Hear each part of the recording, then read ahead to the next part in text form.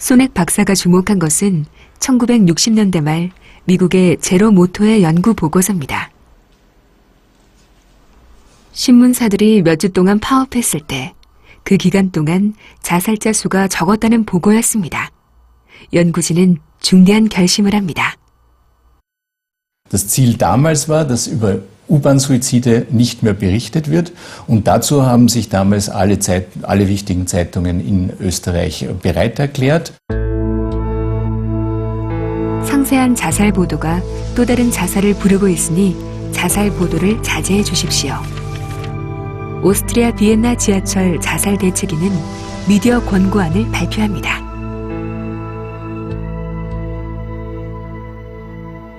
Also grundsätzlich den Bericht zu verhindern, Punkt 1. Wenn der Bericht berichtet wird, grundsätzlich das Wort Selbstmord nicht zu verwenden. Das sage ich jetzt einfach extra noch dazu. Dann die Titel, also Headline entsprechend zu gestalten, dass auch da nicht das Wort Selbstmord oder Suizid vorkommt. Und die Berichterstattung in Richtung Lösungsorientierung und nicht im Sinne des sensationellen Aufbereitens eines. 놀랍게도 오스트리아 미디어들은 대부분 그 권고안을 받아들입니다. 당시 비엔나 지하철 자살 문제가 심각했기 때문에 전문가들의 조언을 진지하게 받아들인 것입니다. 더 놀라운 일은 미디어가 자살 보도를 제한한 이후 자살률이 절반 수준으로 떨어졌다는 점. 오스트리아의 정론지 스탠다드 신문사는 그 당시의 기억을 이렇게 전합니다. Es war in den 80er, in den 70er Jahren dieses Bewusstsein einfach nicht vorhanden, das jetzt in der Branche gegeben ist. Es hat ohne viel internes Feedback, ohne sehr viel innere Diskussion einfach in den Boulevardmedien, in den Nachrichten Platz gefunden, da hat sich jemand erschossen, da hat sich jemand umgebracht. Und wenn man unsicher gewesen ist, wenn man es nicht so ganz genau gewusst hat, die Studien haben es dann schon gezeigt und haben uns eigentlich sicher gemacht. Dass das aber auch einen Effekt haben kann, dass das tatsächlich wirkt, das haben sie lange Zeit nicht geglaubt. Und erst wie wir dann zeigen konnten, dass tatsächlich Medienberichte auf die Suizide eine Wirkung ausüben können, da wurde die Sache überhaupt erst für sie spannend, da wurde es interessant. Oh, was wir schreiben, was wir sagen, was wir darstellen, ist nicht völlig umsonst, sondern es hat auch einen Effekt. 1946년도에 창간된 디프레스는 오스트리아의 대표 정론지입니다. 80년대 당시엔 이 신문사에서도 고민 없이 자살보도 기사를 내보냈다고 합니다. 하지만 87년도 이후엔 자살보도 권고안을 철저하게 지키고 있습니다. 이 신문사가 최근에 발생했던 자살 사건을 어떻게 보도하고 있는지 살펴봤습니다. Ist in Baden, das ist eine kleine Stadt in der Nähe von Wien, offenbar, nach dem, was wir heute wissen, aus dem Fenster gesprungen, weil er in der Schule Probleme hatte, weil er kein besonders guter Schüler war und Ende des Schuljahres drohte durchzufallen. Das ist passiert, das ist der Fall gewesen.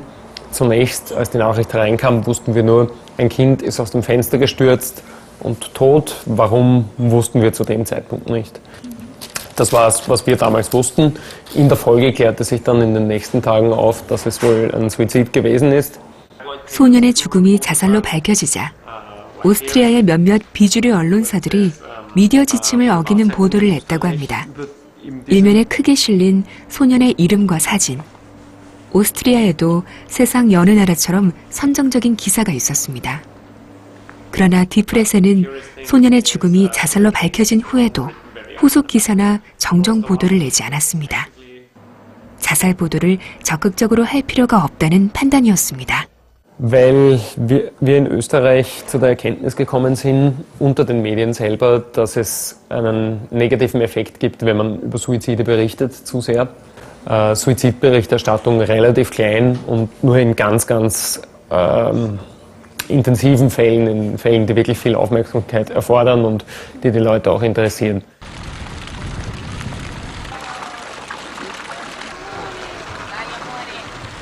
오스트리아 자살 보도에 관한 시민들의 생각은 어떨까요? Also mir wäre jetzt spontan keine Nachricht eingefallen, weil ich glaube, dass da nicht so viel publiziert wird, auch von dem, was da passiert.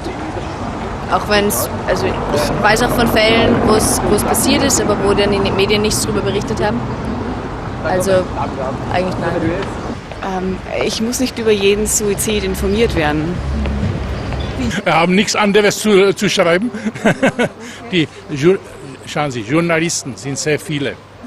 Journalisten sind jung, dynamisch und wollen immer neue Sensationen. Hier in Österreich ist das keine Sensation, es ist eine Tragödie. Also wenn ich jeden Tag in der Zeitung lese, schon wieder ein Selbstmord, frage ich mich auch, was rennt in unserem Land falsch, dass es so viele Selbstmorde gibt. Weil niemand möchte in ein Land reisen, wo regelmäßig Selbstmorde passieren. 자살 사건은 굳이 자세히 알지 말자는 공감대. 80년대 지하철 자살 사건으로 오스트리아는 큰 교훈을 얻은 것 같습니다. 자살률이 높은 나라 일본. 최근 10년 사이에 자살 보도 방식이 오스트리아처럼 변하고 있는 중입니다. 그 중심에 일본 정론지 아사히 신문사가 있습니다. 아사히는 7년 전 한 자살 사건을 보도했다가 크게 깨달은 바가 있었다고 합니다. 遺書を掲載したものです。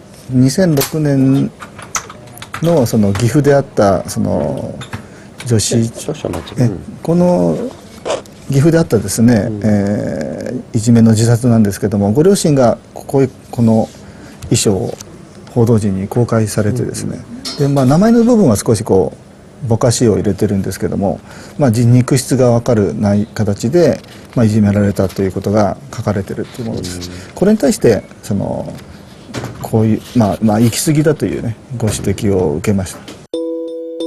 당시 아사히 신문사는 이 기사를 내고 한 자살 예방 민간 단체로부터 항의를 받았다고 합니다. 기사의 이지메 자살 보도는 후속 자살을 유발할 수 있습니다. 세계보건기구의 자살보도 가이드라인을 우선 보내드립니다. 내용을 확인하시고 자살을 예방하는 기사를 써주시길 부탁드립니다.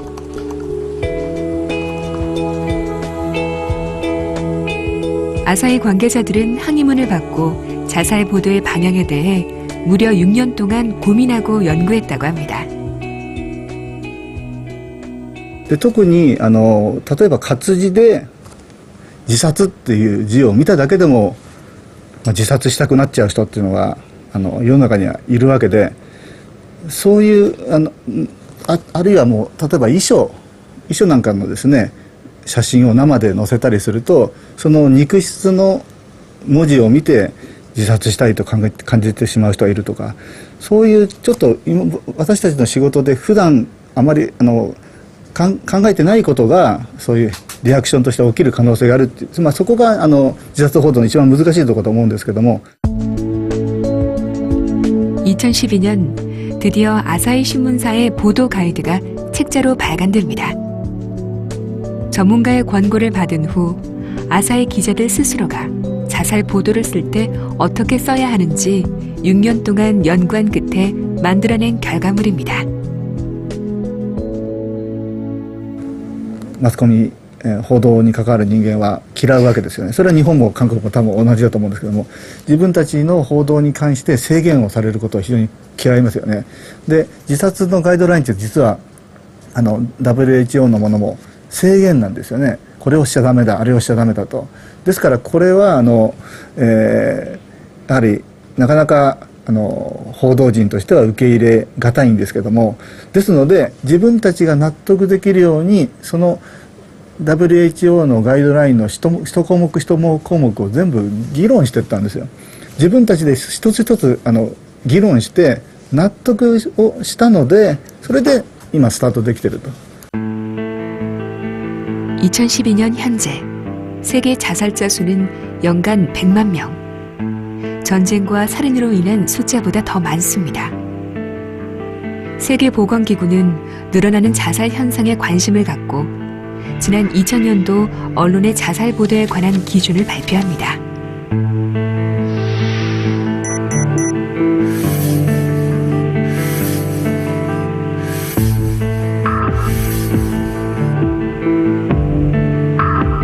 우리나라에서도 지난 2004년도에 언론의 자살 보도 권고 기준이 만들어졌습니다.